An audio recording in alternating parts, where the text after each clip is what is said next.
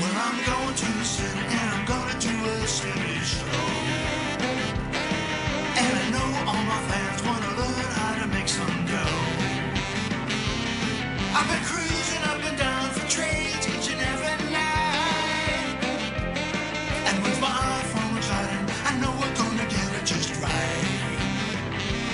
I'll get inside your mind, we'll have a real good time. We're gonna trade today, we gotta trade today. Go askSlim.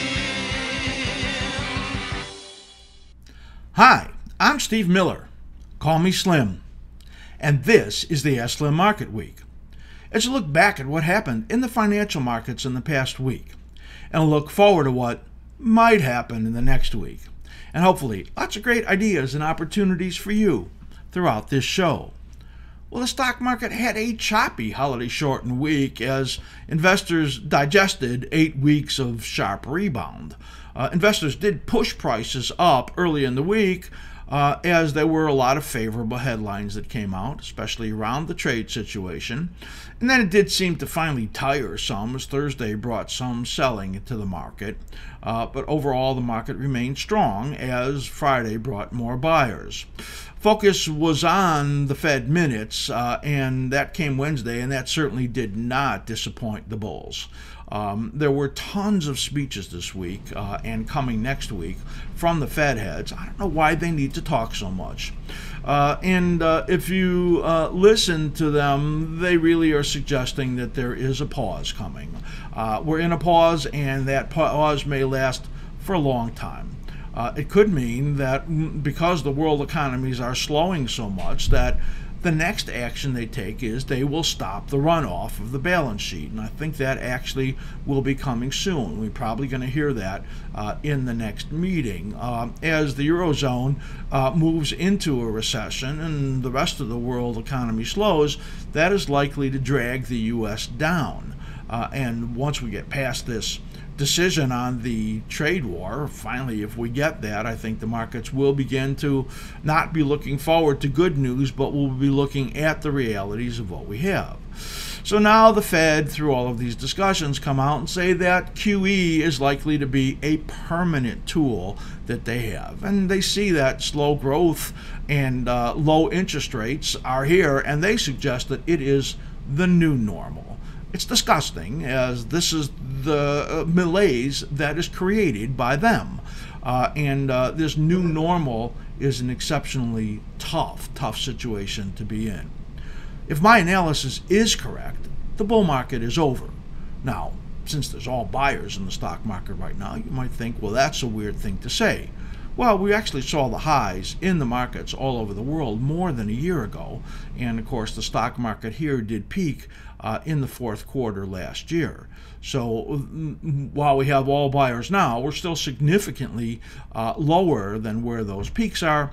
And I think that once the realities of what is coming sink in, the markets are going to react. What's coming? Well, the socialists are coming. The socialists are coming.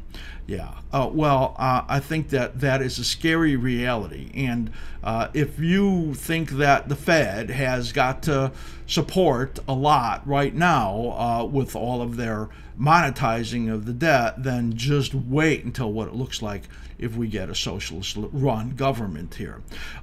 You may not think that that is potentially a reality, but when those polls start showing that actually one of them is in the lead, and it's probably right now Bernie Sanders, who raised $6 million in his first 24 hours after he declared that he was running for president, when we start to get the sense that the wave that hit Congress when the Democrats won so many seats in 2018, that is likely to continue. Don't get me as somebody that's in favor of that. I don't really want to make a political statement here as much as what I believe the politics are coming that will affect the market. Yes, what we're looking at is single payer, a free college, an anti-business environment, massive debt becoming unbelievable debt, and a high tax economy as they roll back the tax cuts that President Trump put in. All all of that, well, that's way too much for the stock market to be able to withstand. And I think that type of news is the news that is coming. So they're even talking things like putting on a buyback tax. Well, that would slow down buybacks, certainly, and hurt the stocks.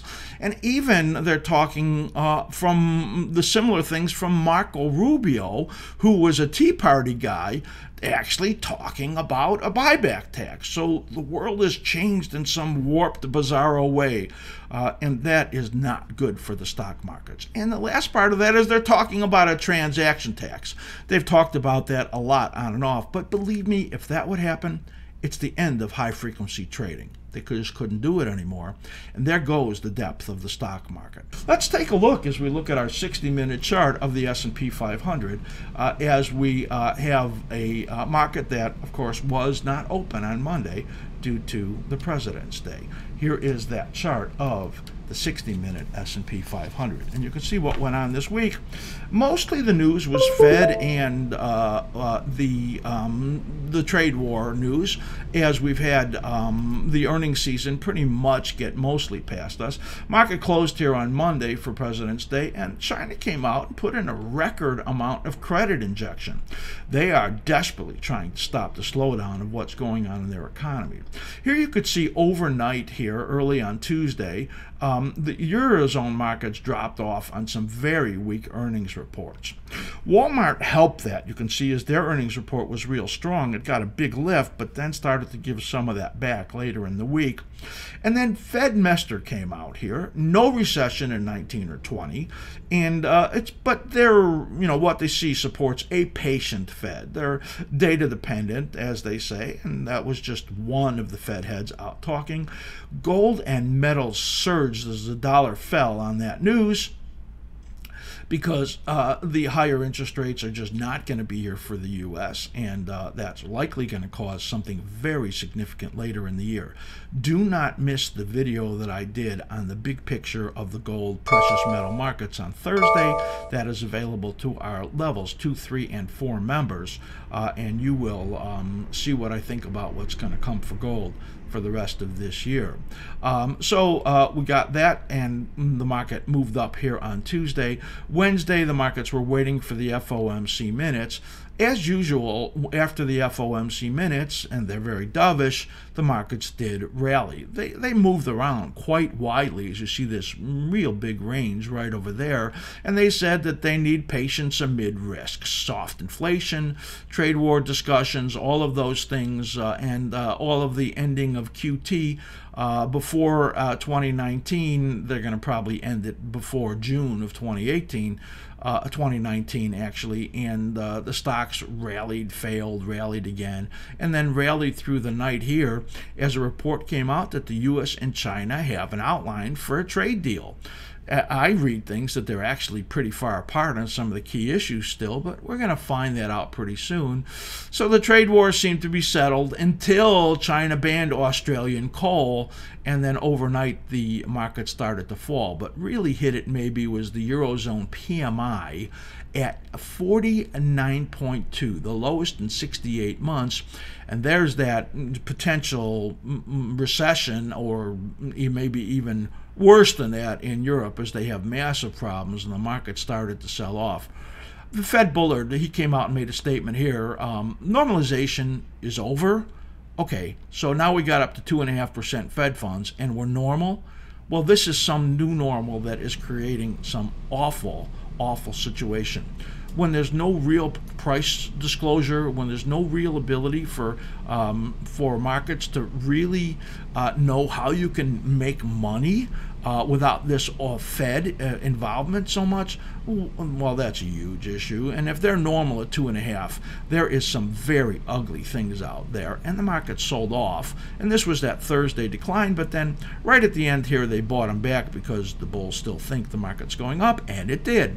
Here on Friday, Trump came out, top China trade official, and he were meeting, and China came out and said they're going to buy more corn after the deal's done. Corn got a little bit of a pop, but ags don't look so good. And you can see that by watching our Future Speak show last Wednesday. Really key, where you watch 24 different futures and our analysis on that. And here comes the Fed again in their report, and they say U.S. economy ended 18 solid but weakening growth. Boy, is that ever double talk? And the Fed is talking about their new reality, the reality they created, and that is just not a good thing for the average investor and for people in Main Street. When you have to live with these low rates and this low growth, well, it's going to end up to be low opportunity, and that's the problem. And it brings us to Newmont in here, which was the biggest gainer for the week, up about 10% for the week as the stock moves into and through some resistance right over there. What happened in here is that their earnings beat, and it got down into what was this buy zone, or just touched it right over there, and explodes on the upside right here. We're actually looking at the cycle analysis, and you could see the beautiful rhythms in here right there. That dashed line that you see there, that's GDX, and you could see how it's the dominant cycle pattern in Newmont goes right with GDX, and that would call for some kind of a pullback here. You could see our upper buy zone right there. That comes excuse me, to about 35 bucks.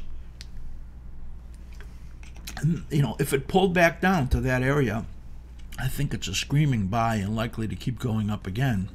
And that's just a little hint of what our big picture analysis is going to bring you when you look at that. So Newmont, good earnings, good gain on the upside, and that goes along with this one, which is AG. First Majestic Silver also gets a big gain as silver had some strong days this week and also some choppy days, so it pulled back.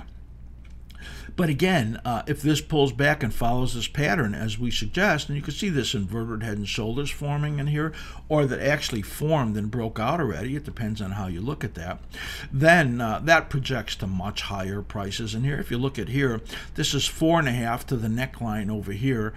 It's $1.80. It takes it up to $8.20, way up over here, just on this inverted head and shoulders measurement. So I actually have this projected conservatively. I think it could do a lot better, and AG, I think if it gets a dip in here, it's going to be a strong one. So that's up 9% on the week.